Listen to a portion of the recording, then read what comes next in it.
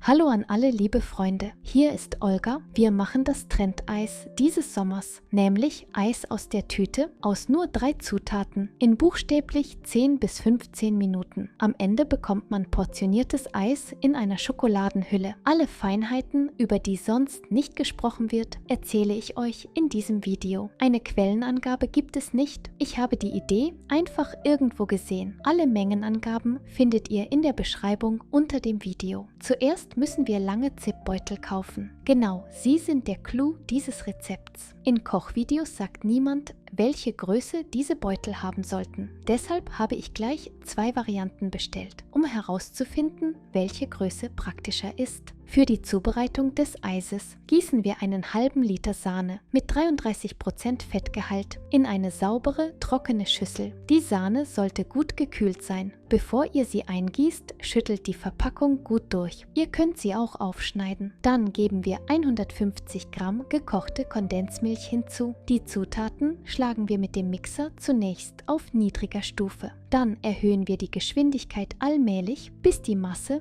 dick und luftig wie eine Creme wird. Die Sahne sollte nur zu weichen Spitzen geschlagen werden, nicht zu einer festen, dichten Masse. Schreibt mal in die Kommentare, aus welchem Land ihr zuschaut. Das würde mich sehr interessieren. Statt gekochter Kondensmilch könnt ihr auch die gleiche Menge normaler Kondensmilch und eine Prise Vanillin für ein angenehmes Aroma hinzufügen. So bekommt ihr Eis nach Art von Plombier, russisches Vanilleeis. Wenn ihr keine Kondensmilch habt, könnt ihr Puderzucker nach Geschmack oder auch Marmelade bzw. Konfitüre hinzufügen. Das schmeckt auch sehr lecker. Statt Sahne könnt ihr auch selbstgemachten, natürlichen Sauerrahm verwenden und genauso wie die Sahne aufschlagen. Bei diesen Mengenverhältnissen wird das Eis mäßig süß, nicht zu süß. Bei mir hat das Aufschlagen der Sahne 4 Minuten gedauert. Am Ende bekommt man so ein karamelliges Eis. Die geschlagene Sahne mit Kondensmilch füllen wir in einen Spritzbeutel, einen großen Zipbeutel oder eine normale Plastiktüte um. Wir lassen die Eismasse kurz stehen, nur ein paar Minuten. Separat gießen wir heißes Wasser in eine kleine Schüssel. Das muss kein sprudelnd kochendes Wasser sein, einfach heißes Wasser reicht. Als nächstes brauchen wir beliebige Schokolade,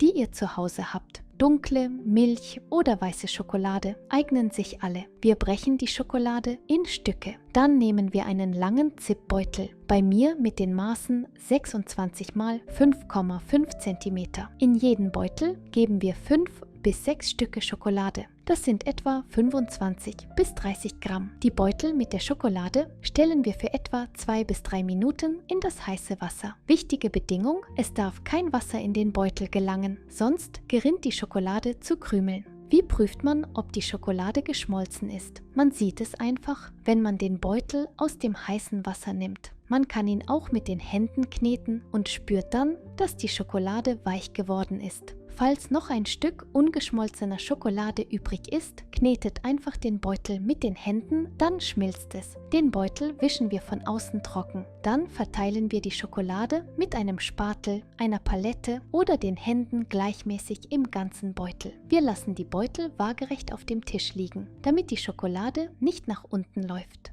Danach öffnen wir den Zipbeutel, blasen ihn bei Bedarf auf, damit er sich mit Luft füllt. So lässt er sich leichter befüllen. Wir schneiden die Ecke des Spritzbeutels ab und füllen den Zipbeutel mit dem cremigen Eis. Ehrlich gesagt ist es gar nicht so einfach, die langen Zipbeutel mit der Sahne-Karamellmasse zu befüllen. Ich habe den Beutel extra in ein schmales Glas gestellt, damit es etwas einfacher geht. Kinder können das allein nicht schaffen, sie brauchen Hilfe von Erwachsenen. Mit einem halben Liter Sahne bekommt man 3 große Eisportionen mit den Maßen 26 x 5,5 cm und einem Gewicht von je 200 bis 220 Gramm sowie eine kleine Portion mit etwa 120 Gramm. Die Portionen stellen wir sofort für 2 bis 3 Stunden in den Gefrierschrank, damit das Eis fest wird. Ich habe mich entschieden, eine zweite Portion Eis zu machen. Diesmal mit kleinen Zipbeuteln, Maße 21 x 4,5 cm. In jeden Beutel geben wir 2 bis 3 Stücke Schokolade. Das sind etwa 10 bis 15 Gramm. Wir schmelzen die Schokolade genauso im heißen Wasser, etwa 2 Minuten. Die Beutel füllen wir mit der Sahne-Kondensmilchmasse auf die gleiche Weise. Beutel nehmen, aufblasen zur besseren Handhabung und befüllen. Die kleinen Beutel mit der Sahnebasis zu füllen ist noch schwieriger, weil der Beutel schmal und lang ist. Aus einem halben Liter Sahne bekommt man 6 Portionen Eis mit den Maßen 21 x 4,5 cm und einem Gewicht von je etwa 120 Gramm. Wie ihr seht, ist selbst im kleinen Beutel die Portion Eis riesig. Die Portionen stellen wir für 2 bis 3 Stunden in den Gefrierschrank.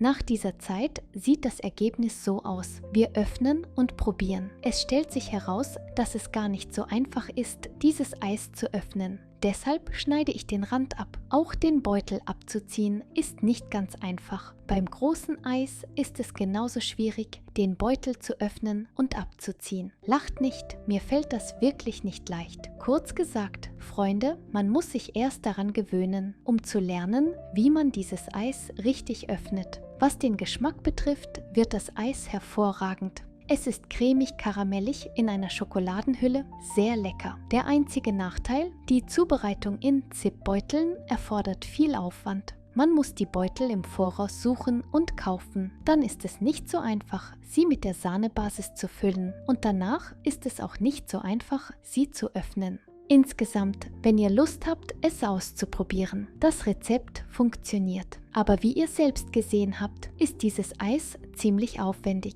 Ich habe euch von meinen Eindrücken zu diesem Rezept erzählt. Aber die Entscheidung, ob ihr dieses Eis zubereiten wollt oder nicht, liegt ganz bei euch. Wie immer bitte ich euch, unterstützt mein Video mit einem Like und Abo. Ich freue mich auf eure Kommentare. Ich wünsche euch allen einen friedlichen Himmel über dem Kopf. Bis zum nächsten Mal, meine Lieben. Tschüss, tschüss.